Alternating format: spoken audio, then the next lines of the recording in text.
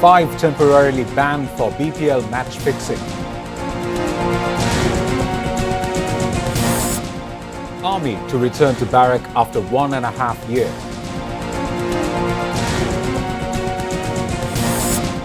Hifazat mayhem, Dipu Moni, Rupa and Babu summoned.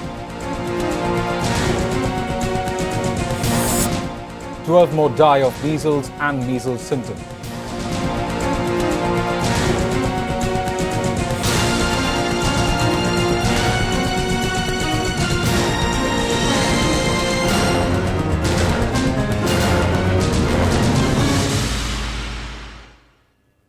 Those were the headlines. Good evening. I am Shahzan Hassan with English Bulletin. Prime Minister Tariq Rahman has consented in principle to hold International Anti-Graft Conference in Bangladesh in 2028.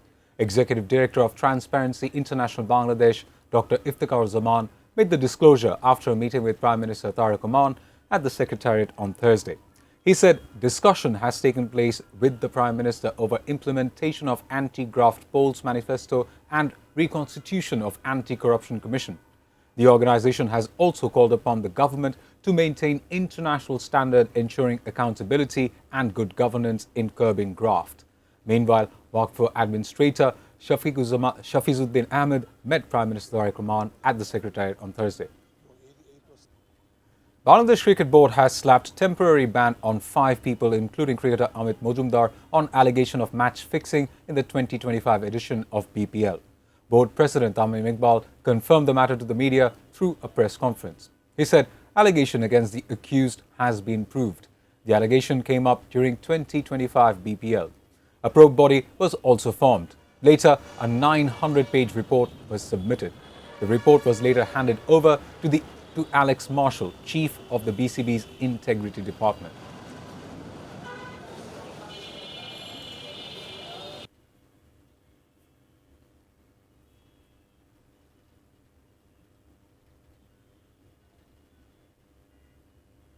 Decision has been made to gradually withdraw the members of the armed forces who are now maintaining law and order at the field level. Home Minister Salahuddin Ahmed made it clear in reply to a question of the journalist after a meeting at the Secretariat on Thursday. He said the government has made the decision as members of the armed forces cannot be kept in the role of maintaining law and order for indefinite period. He claimed people now believe police force has been brought to a disciplined state. Police, army and other agencies will sit to decide on the procedure of gradual withdrawal of army, the Home Minister added. International Crimes Tribunal has ordered former Minister Dr. Dipu Moni, journalist Mozammel Babu and Farzana Rupa to appear on May 14 in connection with Shapla Chatur killing case. The judicial panel of the International Crimes Tribunal 1 issued the order on Thursday. The prosecution appealed to issue production warrant against Dr. Dipu Moni, journalist Mozammel Babu and Farzana Rupa. Later, Chief Prosecutor Aminul Islam said the next day after Shapla Chatur killings, Ekatu Television tried to suppress and divert the truth through a program of Farzana Rupa named Shomikarun. The then Foreign Minister Dr. Dipu Moni and Managing Director of Ekatu Television were involved in this planned act.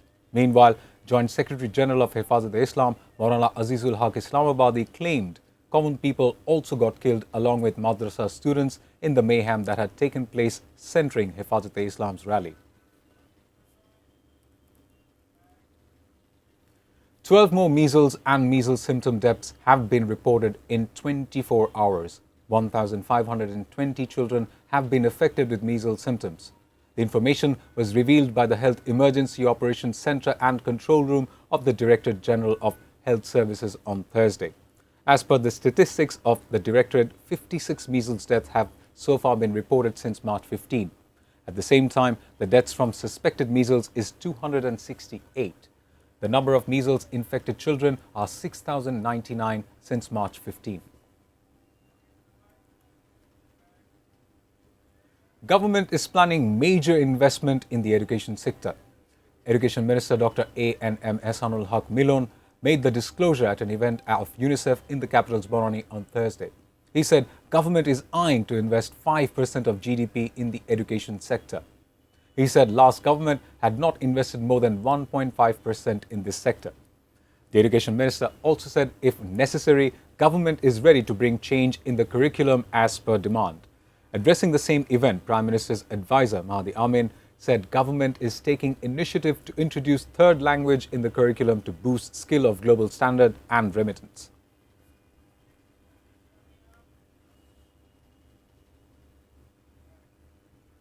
Now a short break. We'll be back soon with Mamata Banerjee steadfast of not quitting.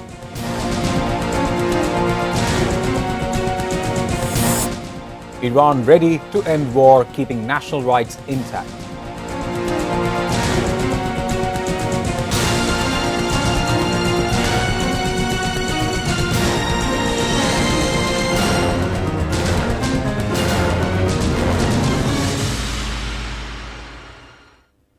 You're watching ATN News. This is English Bulletin. Freedom of media had remained as vague words during the reign of Awami League. However, BNP government is committed to ensure freedom of mass media as it does not believe in controlling it. Minister for Information and Broadcasting Zahiruddin Shopon made the remark after inaugurating 3-day ICBC Expo in the capital on Thursday afternoon. He also called upon the cable operators to understand the ecosystem rather than only thinking of earning profit.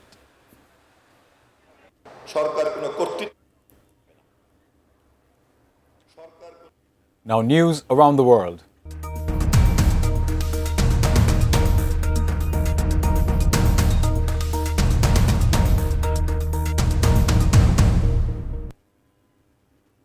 India's West Bengal Assembly term is scheduled to be the end on Thursday. However, State Chief Minister Mamata Banerjee refused to budge from her decision of not resigning even after massive defeat to BJP.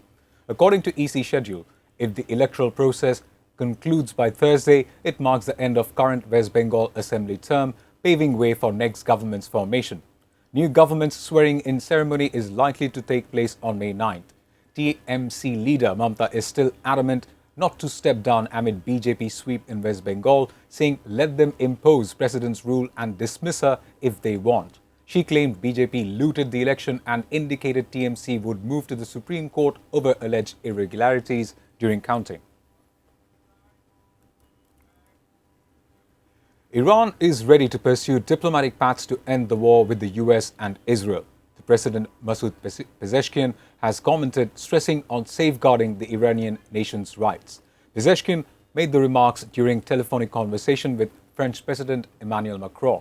He expressed deep distrust of US, citing recent hostile actions, including 2 attacks on Iran during bilateral talks, which he described as stabbing Iran in the back. Meanwhile, US President Trump claimed he had very good talks with Iran. A deal is very possible and the war will be over quickly as Tehran reviews Washington's peace proposal. Oil prices have dropped and global stock markets have risen after the news. India and Vietnam have signed 13 memorandum of understanding across multiple sectors including digital technologies, culture, health regulations, education, tourism and public sector cooperation. The agreements were inked during bilateral meeting between India's Prime Minister Narendra Modi and Vietnamese President To Lam held in New Delhi. This came amid To Lam's maiden state visit to India since his electoral victory last April.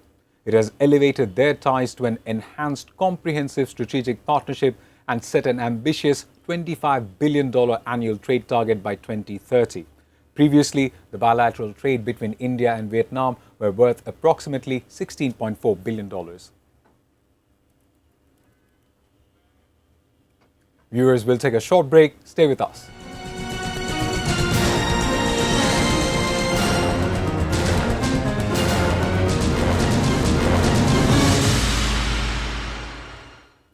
Welcome back. You're watching English Bulletin. And now, sports news.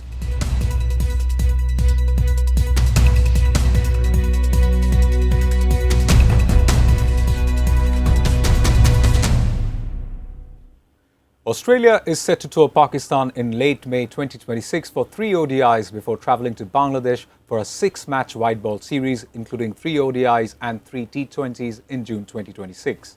Aussie's Pakistan tour will continue from May 30 to June 4. First ODI of the series will be held at Rawalpindi Cricket Stadium May 30. Second match will be held at Gaddafi Stadium in Lahore on June 2nd.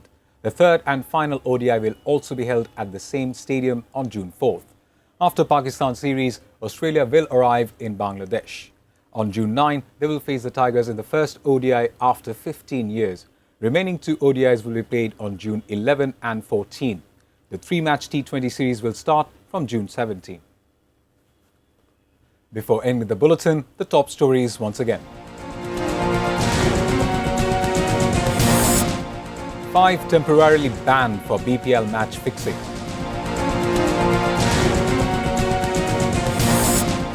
Army to return to barrack after 1.5 years.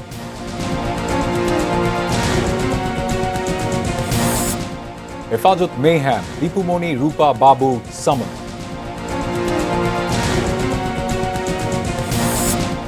"12 more die of measles and measles symptoms."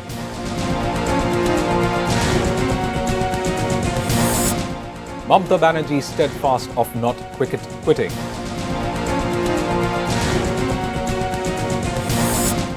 Iran ready to end war, keeping national rights intact.